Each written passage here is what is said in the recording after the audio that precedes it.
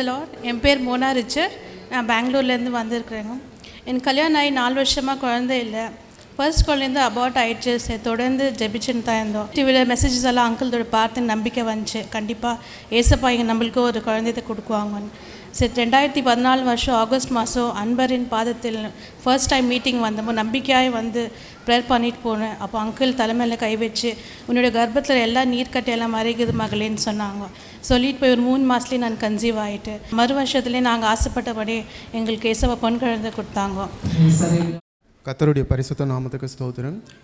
நான் ரொம்ப வருஷமாக வேலை இல்லாமல் ரொம்ப கஷ்டப்பட்டுக்கிட்டே இருந்தேன். ஒரு வேலை இருந்தால் என் மகனுக்கு நான் கல்யாணம் பண்ணிடுவேனே அப்படின்னு சொல்லிட்டு பெற்றோர்கள் நீங்கள் கஷ்டப்படுறீங்கன்னு சொல்லிட்டு எங்களுடைய நிலைமையை அப்படியே வந்து அவர் மெசேஜில் சொன்னார்.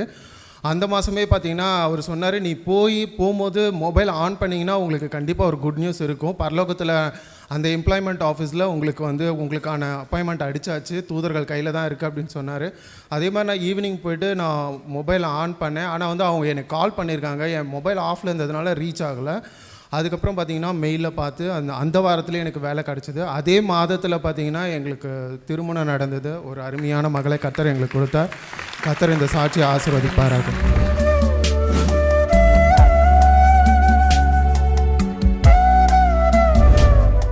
கிறிஸ்துவுக்குள் மிகவும் பிரியமான எனதர்மை சகோதர சகோதரிகளே, நம்மை சிருஷ்டித்தவரும் நம்மை உண்டாக்கினவரும் நம்மை ஒருபோதும் மறந்து போகாதவருமாகிய இயேசு கிறிஸ்து இணையற்ற நாமத்தினாலே உங்கள் எல்லாரையும் வாழ்த்தி ஆசீர்வதிக்கிறேன். அல்லேலூயா.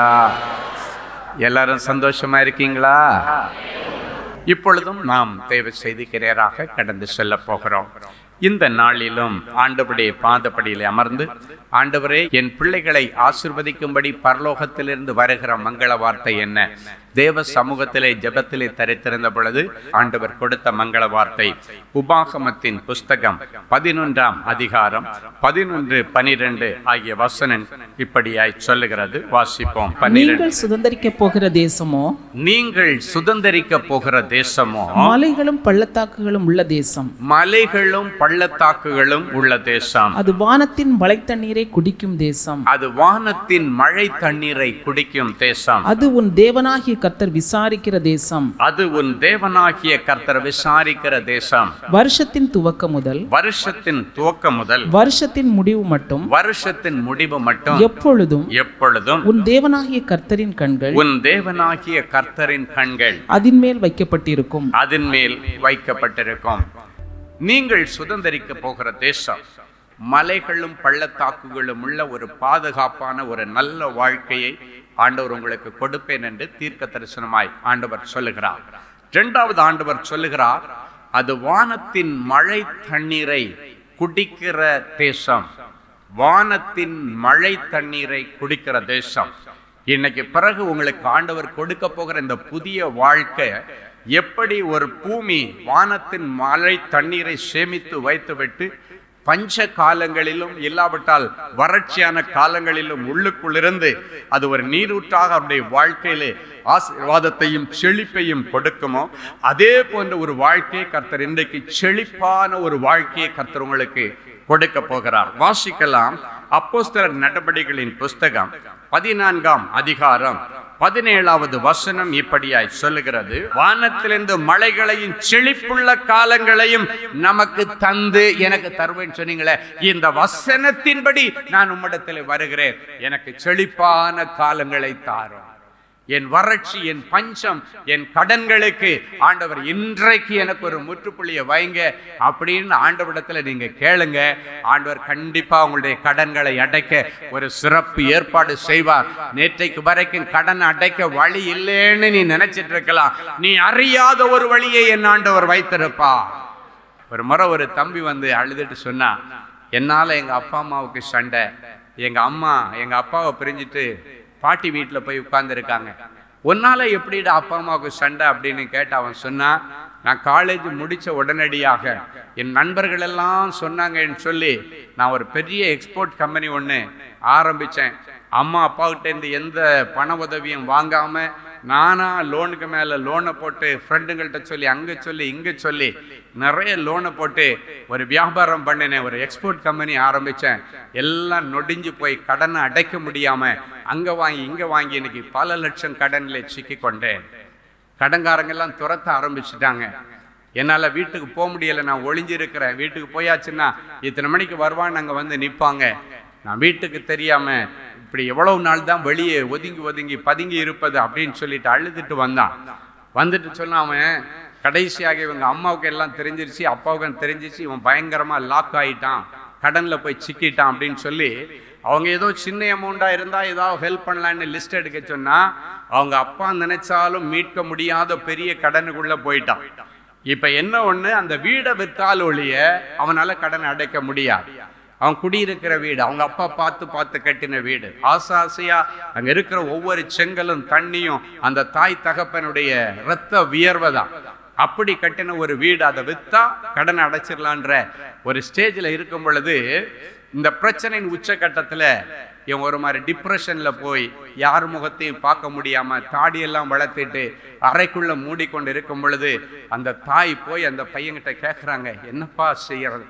கடைசி அந்த அம்மா சொன்னாங்க, நான் அப்பாவை எப்படியாவது கன்வின்ஸ் பண்ணி இந்த வீட்டை விற்று கடனை அடைச்சிட்டு நம்ம வாடகை வீட்டில் இருந்தால் கூட பரவாயில்ல, எனக்கு நீ தான் முக்கியம்னு சொல்லிட்டு அவங்க அம்மா சொல்லிட்டு அவங்க அப்பாட்ட போய் அப்படின்னா புருஷங்கிட்ட போய் சொல்கிறாங்களாம், நமக்கு பிள்ளை பைத்தியம் பிடிச்ச மாதிரி பித்து பிடிச்ச மாதிரி அறைக்குள்ளே இருக்கிறான், தெரியாமல் நண்பர்கள் சொன்னதை கேட்டதில் இறங்கி இன்னைக்கு பல லட்சம் கடனில் சிக்கி இருக்கிறான், எப்படியாவது அவனை நம்ம மீட்டெடுக்கணும், அதுக்கு நமக்கு இருக்கிறது வேற ஒன்றும் இல்லை, இந்த ஒரு வீடு தான் இருக்கு, இந்த வீட்டை விற்று என் பிள்ளைக்கு கடனை அடைச்சி பிள்ளையை நம்ம எப்படியாவது மீட்டெடுத்துட்டு ஒரு வாடகை வீட்டில் போய் இந்த பிள்ளையோட சந்தோஷமா வாழலாம் என்று சொல்லும் பொழுது அந்த தகப்பனார் மிகவும் கோபப்பட்டுட்டு, நான் இதுக்காக வேண்டி இத்தனை வருஷம் கட்டி காத்த இந்த வீட்டை வித்துட்டு நான் எங்கேயும் தெருவில் வந்து நிற்க முடியாது, தர முடியாது, நீ போ அப்படின்னு சொல்லிட்டு தன்னுடைய மனைவியிடத்துல பயங்கர சண்டை, கணவன் மனைவி கிடையில.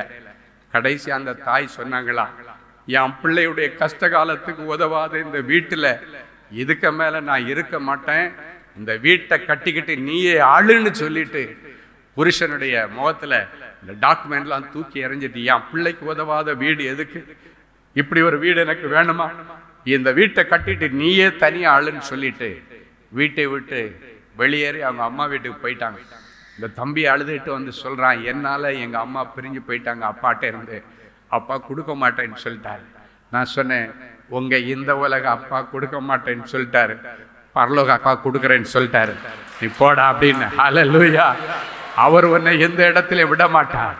அவருடைய கஷ்ட காலத்திலே உனக்கு உதவி செய்கிற, கடன்ல நீ கிடக்கும் பொழுது உனக்கு உதவிக்கரம் நீட்டுகிற ஆண்டவர் ஒரே ஒரு வார்த்தை தான் அவனுக்கு சொன்னார்.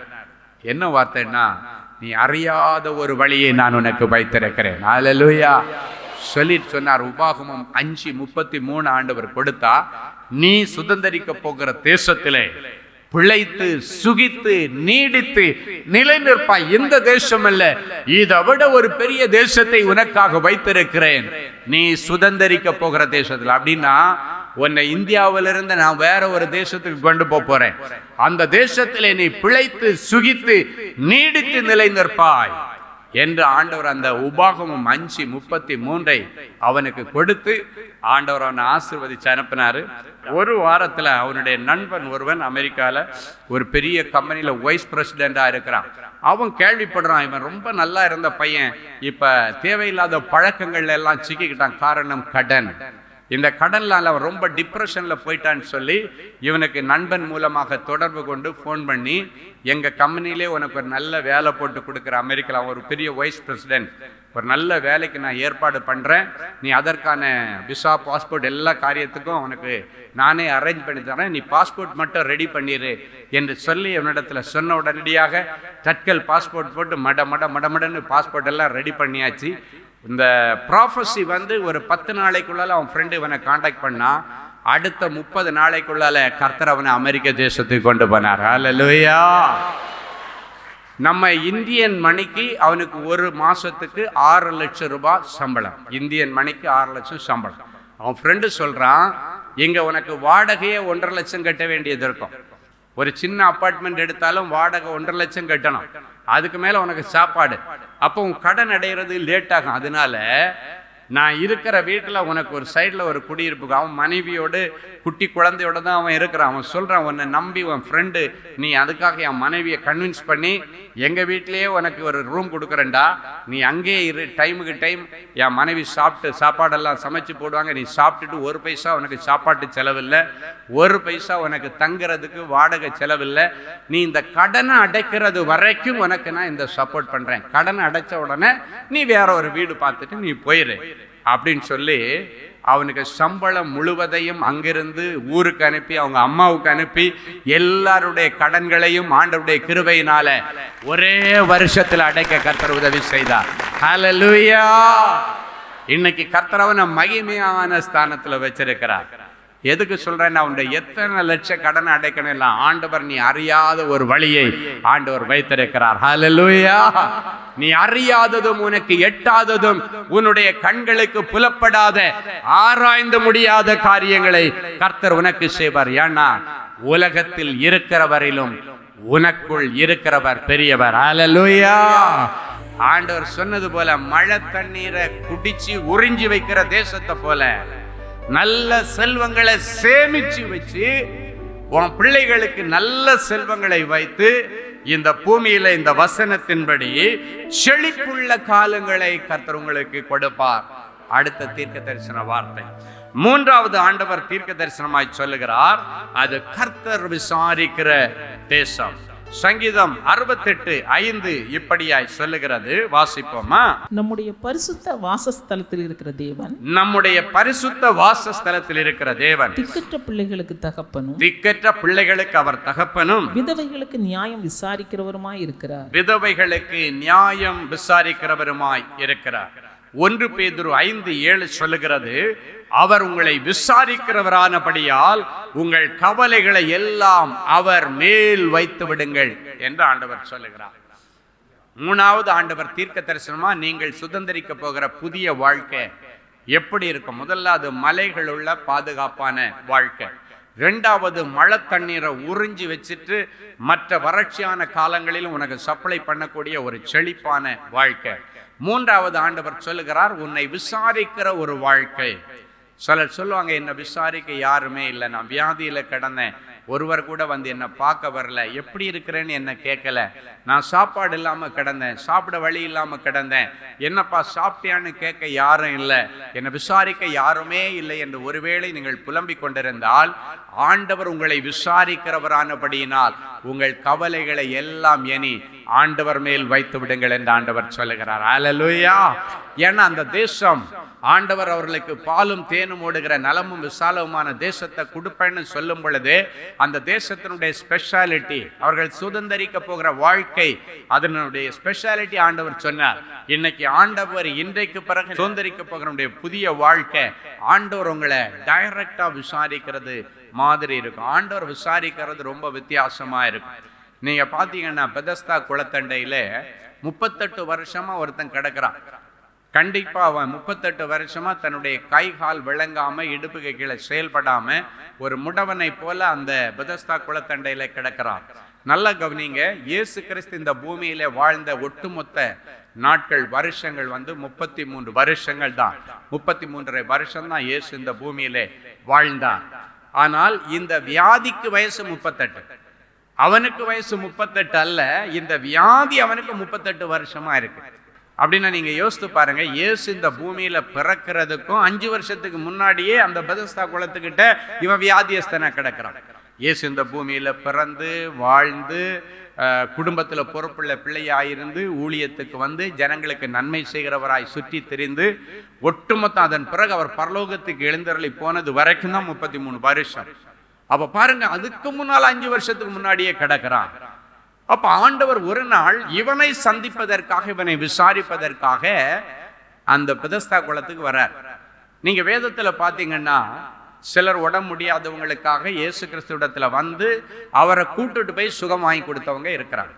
சிலர் இயேசு கிறிஸ்து பேசிக்கொண்டிருக்கிற இடத்துல, ஊழியம் செய்கிற இடத்துல அநேகரை அழைத்து கொண்டு வந்து அவர்களுக்கு விடுதலை வாங்கி கொடுத்தவர்களும் உண்டு.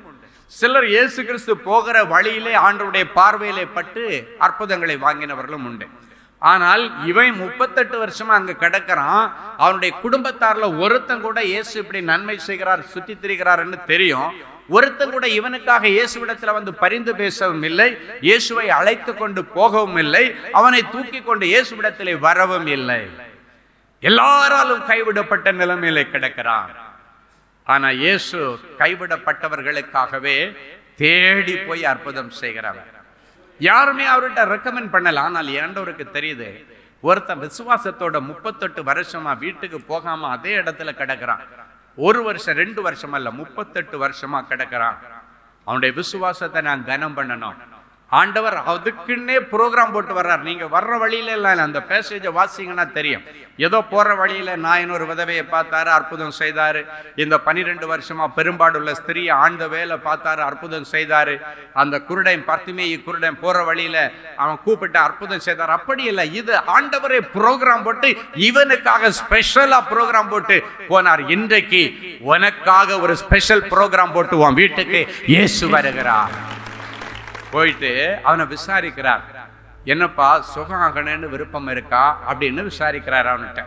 நீ இத்தனை வருஷமா கிடக்கிறிய, சுகம் ஆகணுன்ற எண்ணம் இருக்கா அப்படின்னு கேட்கும்போது அவன் சொல்றான், எனக்கு ரொம்ப ஆசை ஆண்டவரே, இந்த தேவதூதன் தண்ணியை கலக்கும் பொழுது உள்ள போய் முதலாவது நான் இறங்கினேன்னு 38 வருஷமா ட்ரை பண்ணி பார்க்குறேன். ஆனால் நான் முடவனா இருக்கிறதுனால நான் ஊந்து போறதுக்குள்ளால, முடமா இருக்கிற நரங்கி நான் போறதுக்குள்ளால யாரோ ஒருத்தர் ஓடி போய் அற்புதத்தை வாங்கிடுறாங்க. ஏமாற்றத்தோட மறுபடியும் மண்டபத்தின் மேலே நான் வந்து உட்கார்ந்துடுறேன், என்னால் முடியலை சொல்லிட்டு சொல்றான். எனக்கு உதவி செய்ய யாருமே இல்லை ஆண்டவரேன்னு சொல்றான். ஆண்டவர் விசாரிக்கும் போது சொல்றான், இந்த தேவதூதன் தண்ணியை கலக்கும் பொழுது என்னை தூக்கி கொண்டு போய் அதில் உள்ள இறக்கி விடுவதற்கு எனக்கு உதவி செய்ய யாருமே இல்லைன்னு சொல்றான். அவனுடைய நிலைமையை பாருங்க. கண்டிப்பா அவனுக்கு அப்பா அம்மா இருந்திருக்கணும், சித்தப்பா இருந்திருக்கணும், பெரியப்பா இருந்திருக்கணும். அதுல 10 பேர் செத்தாலும் மீதி 99 பேர் 90 பேர் அந்த குடும்பத்துல இருக்கணும். எப்படி பார்த்தாலும் சுத்தி குடும்பக்காரங்க சொந்தக்காரங்கன்னு கொஞ்சம் இருப்பாங்க. அவன் சொல்றான், எனக்கு ஹெல்ப் பண்ண யாருமே இல்லை ஆண்டவரேன்னு சொன்னான். அப்பதான் ஆண்டவர் சொன்னார், உன் படுக்கை எடுத்துட்டு நீ நடந்து போய் என்று சொன்னார். 38 வருஷத்துக்கு பிறகு ஒரு செகண்ட்ல அவனுடைய கை கால்களில் பலன் வந்தது. ஆண்டவர் அவனை வீட்டிற்கு அனுப்பி வைத்தார். ஹல்லேலூயா. வீட்டில் இருக்கிறவங்க எல்லாரும் வீட்டுக்கு நடந்து போனான் என்று சொல்லப்பட்டது. தன் படுக்கையை எடுத்துக்கொண்டு வீட்டுக்கு போனான். அப்படின்னு அவனுக்கு வீடு இருக்கிறது, குடும்பம் இருக்கிறது என்பதை ஆண்டவர் அதிலே உறுதி செய்கிறார். இல்லைன்னா அவன் சொல்லியிருப்பான், எனக்கு வீடு இல்லை ஆண்டவரேன்னு சொல்லியிருப்பான். வீட்டுக்கு போனான் என்று வேதம் சொல்லுகிறது. அப்படின்னா எல்லாரும் இருந்தும் அவன் ஒரு அனாதை என்பதை தான் அந்த வேத பகுதி அந்த இடத்துல காட்டுகிறது. ஹல்லேலூயா. ஆண்டவர் விசாரிச்சாருன்னா அப்படித்தான் அன்னைக்கு அந்த நிமிஷத்தோட அந்த பிரச்சனைக்கு முடிவார். இன்னைக்கு ஒன்னு ஆண்டவர் விசாரிக்கிறார். உன் பிள்ளைகளை விசாரிக்கிறார், உன் புருஷனை விசாரிக்கிறார், உன் வருமானத்தை விசாரிக்கிறார், உன்னுடைய சரீரத்தினுடைய கண்டிஷனை விசாரிக்கிறார், உன் குடும்ப சூழ்நிலையை விசாரிக்கிறார், உன் பிள்ளைகளுடைய வாழ்க்கையில நிறைவேற்றப்பட வேண்டிய நல்ல காரியங்களை குறித்து விசாரிக்கிறாரு. எல்லாவற்றையும் விசாரிச்சு இன்னைக்கு ஒரு அற்புதத்தை செய்வார். கடைசியாக கர்த்தரின் கண்கள் உன்மேலே வைக்கப்பட்டிருக்குமா? அந்த வசனம் அதான் சொல்லுகிறது, வருஷத்தின் தொடக்கம் முதல் முடிவு வரைக்கும் ஆண்டவருடைய கண்கள் நீ சுதந்தரிக்க போகிற அந்த கானான் தேசத்தின் மீது இருக்கிறது என்று சொல்லி ஆண்டவர் அவர்களுக்கு வெளிப்பாடு கொடுத்தார். இன்றைக்கு ஆண்டவர் நீங்கள் சுதந்தரிக்க போகிற புதிய வாழ்க்கையில ஆண்டவருடைய பார்வை இருக்கும் என்று சொல்லுகிறார். ஷார்ட்டா சொன்னா, இனி உன் வாழ்க்கை ஆண்டவருடைய மேற்பார்வையிலே இருக்கும். ஒரு அருமையான வசனம் 1 ராஜாக்கள் 9:3 சொல்லுகிறது, கர்த்தர் அவனை நோக்கி, நீ என் சமூகத்தில் வைத்த விண்ணப்பத்தையும் உன் வேண்டுதலையும் கேட்டேன். நீ கட்டின இந்த ஆலயத்தில் என் நாமம் என்றென்றைக்கும் விளங்கத்தக்கதாக அதை பரிசுத்தமாக்கினேன். என் கண்களும் என் இருதயமும் என்னாலும் அங்கே இருக்கும். இன்றைக்கு ஆண்டவர் சொல்லுகிறார், என் கண்களும் என் இருதயமும் எப்போதும் உன் நினைவாகவே இருக்கும் என்று சொல்லுகிறார். ஆண்டவருடைய பார்வையில நீ இருந்தேன்னா அந்தந்த நேரத்துல அந்தந்த அற்புதத்தை ஆண்டவர் செய்வார். அந்தந்த நேரத்துல உன்மேல் தன் கண்ணை வைத்து அவர் ஆலோசனை சொல்லுவார். துஷ்டனுடைய ஆலோசனையை கேட்டதினாலே தான் அநேக வம்புக்குள்ள போன, அநேகத்தை இழந்தாய், பலனை இழந்த, சத்துவத்தை இழந்த, பேர புகழை எல்லாத்தையும் இழந்த. இதுக்கு மேல அவர் உன்மேல் தன் கண்ணை வைத்து உனக்கு ஆலோசனை சொல்லுவார். அல்லேலூயா. ஸோ உங்கள் ஒவ்வொருவருக்காக ஆண்டவர் வைத்திருக்கிற அந்த திட்டங்களை ஆண்டவர் இன்னைக்கு இம்ப்ளிமெண்ட் பண்ணி இன்னிலிருந்து இந்த வார்த்தைகளை உங்கள் வாழ்க்கையிலே ஆண்டவர் நிறைவேற்றி தருவார். கர்த்தர் உங்களை ஆசீர்வதிப்பாராக. என் அன்பு தேவனுடைய பிள்ளைகளே, நல்ல தேவ செய்தியை கேட்டீர்கள், நல்ல சாட்சிகளையும் பார்த்தீர்கள். உங்களுக்கு மிகவும் பிரயோஜனமாக இருந்திருக்கும் என்று நான் கர்த்தருக்குள் நம்புகிறேன். இப்பொழுதும் நாம் யாவரும் கண்களை மூடி தேவ சமூகத்தை நோக்கி பார்ப்போம். எங்களை அருமையாய் நேசித்து வழிநடத்துகிற எங்கள் அன்பான நல்ல ஆண்டவரே, உமக்கு நன்றி. இந்த நல்ல மனமகிழ்ச்சியின் வேலைக்காக உமக்கு நன்றி செலுத்துகிறோம். இப்பொழுதும் எனக்காக யார் வழக்காடுவார்கள், எனக்காக யார் யுத்தம் செய்வார்கள், எனக்காக யார் பரிந்து பேசுவார்கள், என் சைடில் யாருமே இல்லையே, தட்டி கேட்க யாரும் இல்லாததுனால எல்லாரும் என்னை விழுங்க பார்க்கிறார்களே என்று சொல்லி அநேக பிள்ளைகள் மனம் கசந்து அழுது கொண்டிருக்கிறதை ஆண்டவர் பார்க்கிறேன். அப்படிப்பட்ட பிள்ளைகளுக்காக கண்ணீரோடு உம்முடைய பாதப்படியில் விழுந்து நான் செபிக்கிறேன்.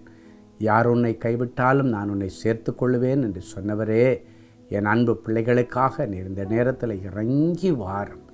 யார் யார் இவர்களை விழுங்க பார்க்கிறார்களோ அவர்களுக்கு முன்பாக கர்த்தர் எழுந்தருளி நிற்பீராக.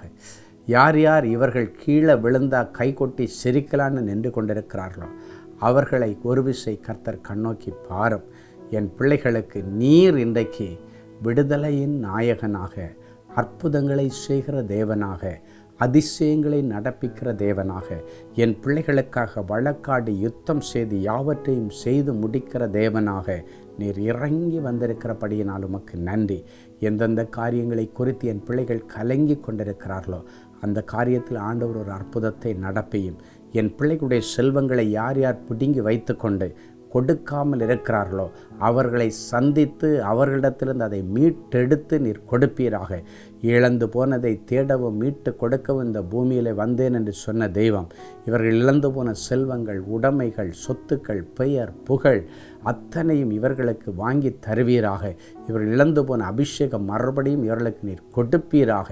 ஆண்டவருடைய பெரிய தயை இவர்கள் மேலே தங்கியிருப்பதாக. வியாதியோடு கண்ணீரோடு விழுந்து கிடக்கிற என் பிள்ளைகளை கண்ணோக்கி பார்த்து, எனக்கு விருப்பம் உண்டு மகனே மகளே நீ சுகமாகு என்று உம்முடைய வார்த்தையை அனுப்பி அவர்களை குணமாக்கும்.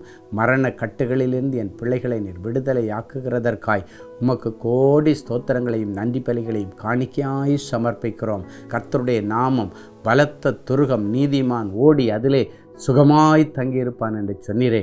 இயேசு என்கிற பலத்த துருகத்திற்குள்ளே ஓடி இவர்கள் சுகமாக, பாதுகாப்பாக, பத்திரமாக, ஆரோக்கியமாக, தீர்க்காயுசோடு தங்கியிருக்கட்டும். சொந்த வீடு இல்லையே என்று கதறுகிற பிள்ளைகளுக்கு ஆண்டவர் சொந்தமான ஒரு வீட்டை கட்டித்தாரும். வியாபார ஸ்தலம் வாடகை இடத்துல இருக்கிறதே என்று அழுகிற பிள்ளைகளுக்கு சொந்த இடத்துல வியாபாரம் பண்ணுகிற கிருபையை இவர்களுக்கு தாரும். குடும்பத்தில் பிள்ளைகள் இன்னும் மனம் திரும்பலை, பிள்ளைகளுடைய லைஃப் செட்டில் ஆகலைன்னு அழுகிற பெற்றோருடைய கண்ணீரின் ஜபத்தை கேட்டு பிள்ளைகளுக்கு மனம் திரும்புதலையும் பிள்ளைகளுடைய எதிர்காலத்தை பிரகாசமாய் மாற்றி கொடுத்து அவர்களை கனம் பண்ணும். நிறைஞ்ச மனசில் இவர்களை ஆசீர்வதிக்கிறேன் இயேசுவின் மூலம் பிதாவே, ஆமென், ஆமென். கிறிஸ்துவுக்குள் அன்பானவர்களே, ஆண்டவராகிய இயேசு கிறிஸ்துவின் இனிய நாமத்தில் அன்பின் வாழ்த்துக்கள்.